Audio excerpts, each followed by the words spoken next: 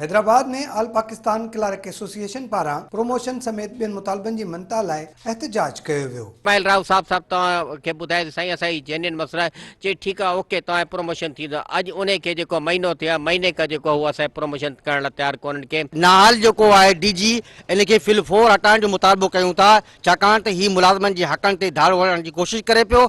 असांजे डिपार्टमेंट में नाइंसाफ़ियूं थी रहियूं आहिनि मुलाज़िमनि सां, उहे असां चाहियूं था त ख़तमु थियनि, प्रमोशन थियनि माण्हुनि जा।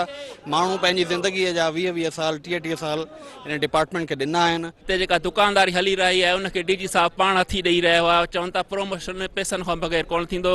उन्हनि हिते एजेंट छॾिया आहिनि, उनजे मार्फत असांखे हरासां बि कयो थो वञे, असांखे ब्लैकमेल कयो थो वञे। असांजो जाइज़ मसइलो आहे। उन्हनि मुतालबो कयो त संदुनि समूरा मुतालबा तस्लीम करे खेनि हक़ ॾिनो वञे, ॿी सूरत में एहतजाज जो दाइरो वधायो वेंदो। कैमरामैन शाहिद सां गॾु फ़हीम बबर, सिंध टीवी न्यूज़, हैदराबाद।